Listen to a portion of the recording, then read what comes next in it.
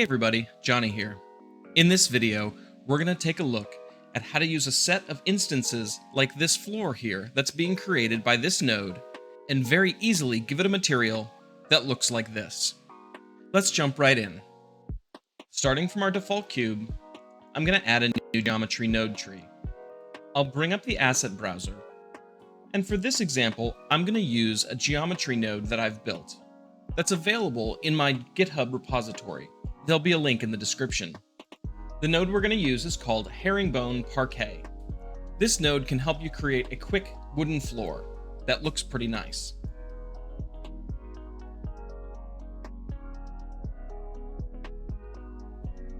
There, that looks good for now.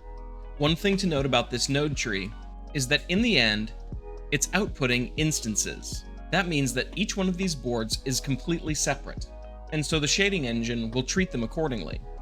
I'm going to go ahead and assign a material to this object. To do that, I'll use the Material Set Material node. I'll create a new material and call it Wood Floor, and then I'll assign that to this tree. Now I'm going to jump over to my shading window. For something like this, using a texture from a website like Ambient CG is a great idea. I'm going to use the Node Wrangler plugin to add a PBR setup to this principled BSDF. So with this node selected, I'll press Ctrl-Shift-T. Here I have wood number 58 from Ambient CG, and I'll go ahead and select these files. And then I'll say Principled Texture Setup. The first thing you'll notice is that the boards have a solid color. That's because our output from our node tree is not UV unwrapped. And by default, when we use the Node Wrangler textured setup, it uses the UV texture coordinate. So instead of that, I'm going to use the generated texture coordinate. Now you can see the texture is being applied to the boards. The problem, however, is that since these boards are instances of one another, the texture is being applied identically between each board. So while it looks okay, it does look very repetitive. We need a way to break this up a bit.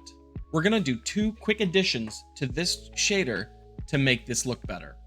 The first is to change around the mapping. If I change the location of my mapping, you'll see that it slides around the texture. So what we're going to do is use the input object info node and then use the random output and plug that into the location. Now you'll notice that the texture on the boards is moved around slightly on each one, so they don't look quite as identical anymore. However, since we're applying the same image to every board, the color is pretty uniform.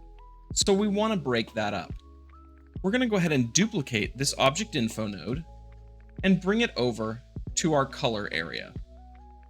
What I'm going to do is add a color hue saturation node on our base color connection. Now, depending on the effect you want, you can plug this random output into one of these inputs. I'm going to choose value. As you can see, this already looks pretty good. We don't want them to be quite so dark or to get quite so light. So we're going to go ahead and affect this random line a little bit. To do that, we'll add a converter float curve and plug that in here. Now, when the value is very low, we want that to be a bit higher, so we'll bring this up. Now the dark ones don't get quite so dark. We'll do the opposite on this end. Now the light ones don't get quite so light. If we wanted these to lean a little more towards the darker side, we could go ahead and bring this curve down like this. Or if we wanted the whole thing to lean to the lighter side, we could bring it like this. It's really up to you. There, I like that. Now with only a few steps, we've created a material that looks pretty decent.